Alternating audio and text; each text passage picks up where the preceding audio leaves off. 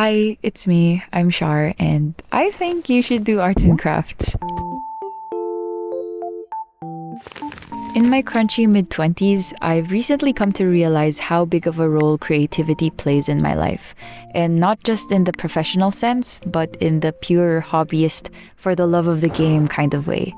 And though, yes, drawing and animating is a part of that, I want to highlight arts and crafts in general. The hands on hobbies I have outside my professional sphere that have kind of been keeping me sane despite so many things going on. To clarify a little bit, by arts and crafts, I mean any work of art you design and create to express yourself that's handmade.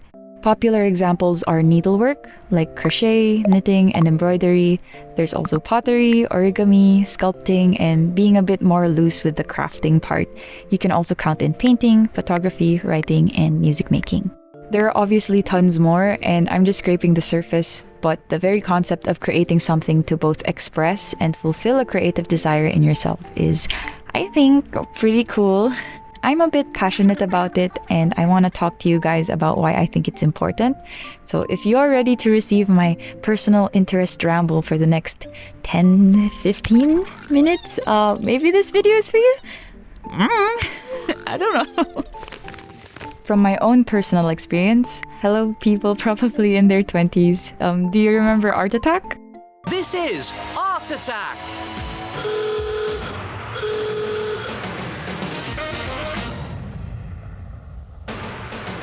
It was this old Disney show with that guy who made giant drawings with salt and made cool things out of toilet roll tubes and PVA glue, and was also apparently a metal band's lead guitarist. Neil Buchanan, you're so crazy.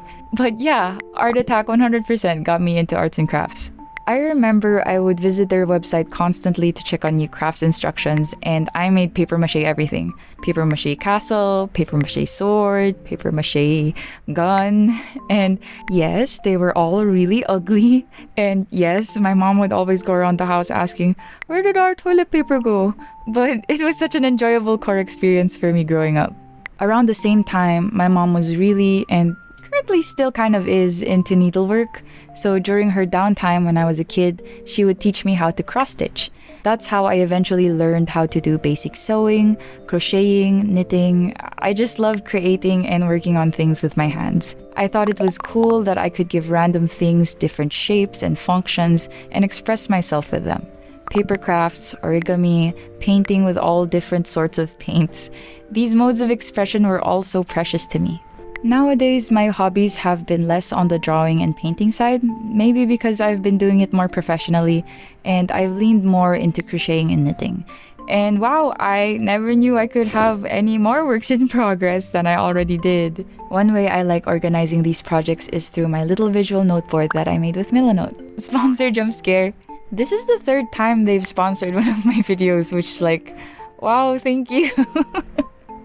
I'm glad you like me.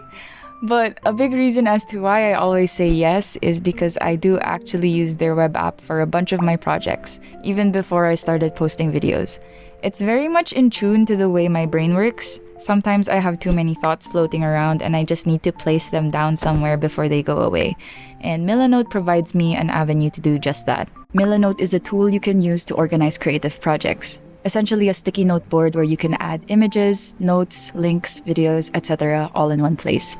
It looks kind of like a desktop with pages and folders.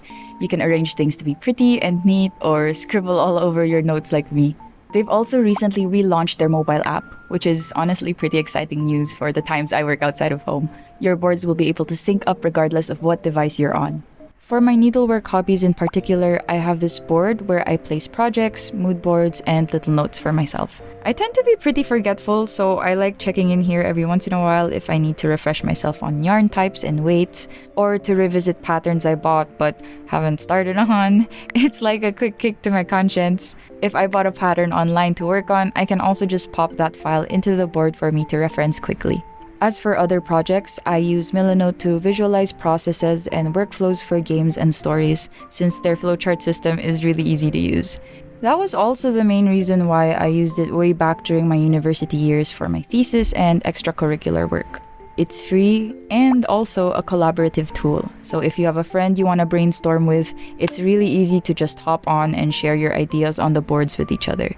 If you're having trouble starting your project out, they also have free templates you can choose as a foundation for your creative project, whether it's for character design, story writing, game development, etc. If you're interested in trying it out, please feel free to check the link in my description. A warm thank you to Milanote for sponsoring another one of my videos. Anyway, back to crafts. One of the big reasons I'm into it is also because I really love preparing and making gifts for my friends. I love making little keychains and cardigans and blankets for the people I care about. I just think it's a really nice way to say, hey, I spent time on you because I keep you in mind. And so it warms my heart every time I get an, oh, this is so nice, or a picture of them enjoying my gift back. There's a really big charm to something made especially with you in mind. From the origami turtle a friend from elementary school gave me because I like turtles, to the decorated cards my students gifted me for Teacher's Day when I was tutoring back in high school, to funny notes on cards by friends. There's something to look at that lets you know that you're cared for, and I think that's super lovely. Little stickers gifted by friends spread out on my journals and devices, tiny creatures and decor on my desk. I don't know, it makes me feel like I'm loved. And you're probably thinking now, okay, Shar, I'm glad that you like it so much, but why are you asking me to try it? What does it have to do with me? Well, there's actually a pretty solid connection to art and your well-being, and I think it's always nice to care a little bit more about yourself. The whole reason I even thought of making this video was because of an Instagram reel I saw the other day that went, some of you don't do arts and crafts once a week and it shows. And I was like, yeah, more people should have their own solo arts and crafts time. I personally don't know where my headspace would be if I didn't have needlework to stave off anxious nights and overthinking. Plus, a bonus bit of relevant news. A recent study from the UK that focused on the crafts resurgence during the COVID lockdowns expressed that there's good potential for arts and crafts to improve well-being in modern living if it was only explored more. Another study from earlier this year showed that art therapy, aside from being relatively cheap and accessible, improved participants' mental health by decreasing emotional stress, hopelessness, symptoms of anxiety, and then increasing their interest in life, way of expression, and sociability. And I can honestly vouch for that. This past year has been pretty rough for me, and when it gets too difficult, I retreat back into my room and start on crafts projects. It puts me in such a calm and focused state, and I just end up working on it for hours until I start feeling better. I'll have a little project I want to finish, and even if it ends up not looking amazing, the process ultimately feels so emotionally fulfilling for me that I'll still be happy I tried anyway. I've also strengthened friendships with people who have the same arts and crafts hobbies I do. One of my group chats, we all kind of just yell, "Crafternoons!" There have been no crafternoons yet, but I do get invited to join workshops together that I would have never thought I'd enjoy. One of the very recent ones was this metalworking workshop. It was mostly hammering and sanding, and it was very guided because it was an introductory class. But look, I made a ring! This was so much fun, I'm still so happy. I think when most people think of art or creative endeavors, they focus too much on people who are already highly skilled at it, rather than the reason to create it. It's good to have a source of inspiration, but ultimately it's not really a competition of who can paint the better painting or knit the better sweater. Art is supposed to be a way of expressing yourself to the people around you. Nowadays, especially with the rise of generative AI and after the passing of NFTs, I just feel like we've commodified art to an extent where it feels like we're starting to disregard its actual emotional value. Hobbies aren't supposed to be about money. It's a nice bonus when you can turn it into a business, yeah, but that wouldn't really make it a hobby anymore if you do it mainly for revenue and nothing else. It's not really an objective thing. The most important thing has always been enjoying the process and getting that artistic fulfillment. I don't know. Sometimes I just sit and wonder how we got here. Feels like we've been making art a little less fun recently. But in the end, this is my personal take on it, right? And so I was also curious to know if you guys had any crafting hobbies and wanted to know why you did them. I made a quick post on my YouTube community tab and my Instagram stories as research, and here's what I found out. A lot of you guys also have needlework hobbies like me, which I understand completely since the crochet scene was super thriving. it throve, that's not a word, during the pandemic, but there were other ones too, like embroidery, cross-stitching, and needle felting, which by the way, I think needle felting is really cute. Outside of needlework, a lot of people said they liked sculpting with clay, paper mache, and wood. Some people like to 3D model and print. Some people like to scrapbook and journal. A lot of people like making costumes for cosplay. There was also model building, model painting, building book nooks and dioramas and electronics. A lot of people who do origami, and a surprising amount of blacksmiths and leather workers.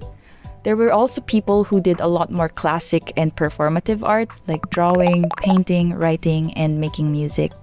Some people just straight up said they'd try anything they can get their hands on for the fun of it, which, as a hands-on type of person, is pretty real. There were a few crafts listed that I've also never heard of before, which I've put on the screen here. Whittling turtles from avocado pits was the whimsiest one for me. That's so cute. As for why people do it, most people say it's because it's therapeutic, that the monotony was comforting. Like almost all the people who said they do origami said they do it to calm down, and there were a lot of people who did origami. Some people said it helps pass the time, and if it feels routine enough, you can even do it while watching videos. I do this, by the way. I consume YouTube slop or watch my friends stream on Discord while I'm animating or knitting. I'm guilty. Another big reason as to why people do it is because they love creating things. Seeing the finished product is fun, and looking back on stuff you've created in the past is also fun.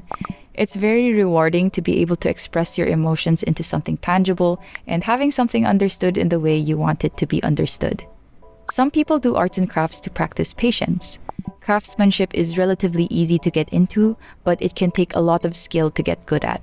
Sometimes things don't come out the way you want and you have to start over. I think getting into craft hobbies has personally made me a pretty patient person. Some projects I would redo over 10 times because I don't get it right all of those times. But that makes actually getting it right feel very, very satisfying.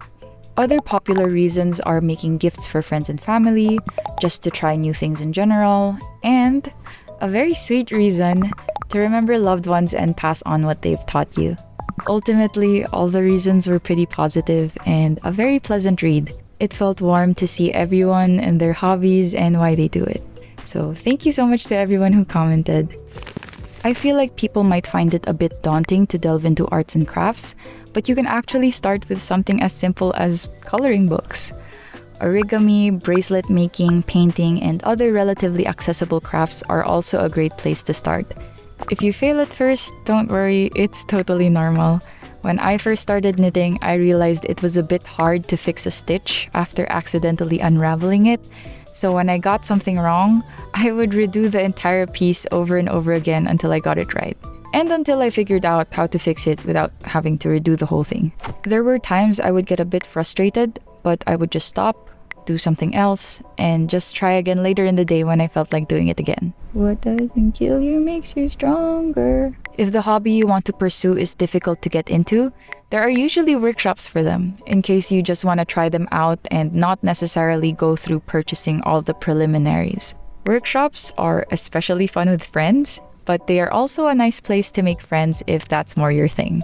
I've done wheel throwing, metalworking, and I'm thinking of trying terrarium making and rug tufting sometime soon. Even if you're shy, like me. Most instructors are pretty easy to talk to and are quite passionate about their craft. It's really fun watching them explain something they enjoy so much. This is all to say that doing something that makes you happy is not a waste of time, and trying something to help you pursue that happiness isn't either. Also, what if you're like a master blacksmith or something, but you don't know because you never gave it a shot, you know? Go explore. Starting is usually the hardest part when it comes to anything. Starting a workout routine, forming new habits, and getting into a new craft. You have to muster that initiative to get the metaphorical ball rolling. But when it rolls, it really rolls. And honestly, even if you don't get far, you'll be glad you at least took a little step toward being a cooler you. Like I mentioned earlier, doing arts and crafts can actually be pretty beneficial for your health. So if you feel like you're in a slump or lacking something new, I'd highly recommend trying a crafts hobby out. Who knows, you might like it.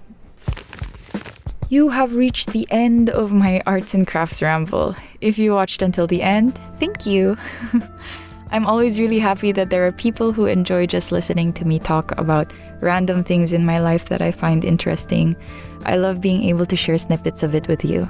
If you weren't able to share your arts and crafts on the posts I made a couple weeks ago, I'd still love to read them. Feel free to write it down in the comments below if you feel like you want to share it. Thank you to my very lovely YouTube and Coffee members for always supporting my work. You can see the lasagna tier members on screen right now. If you'd like to have access to a couple whips, updates, and members-only videos, you can join via the join button beside my channel name or via the Coffee link in my description. Thank you as well to Milanote for sponsoring me again. I am sustained. As for a game I've been playing recently, I've been playing a lot of Night Rain. I'm having so much fun with it. I think I'm going to give playing Elden Ring another shot. Last time I played it, I killed a giant and then I tapped out. Do D3, we will meet again very soon. Okay, that's all. Bye.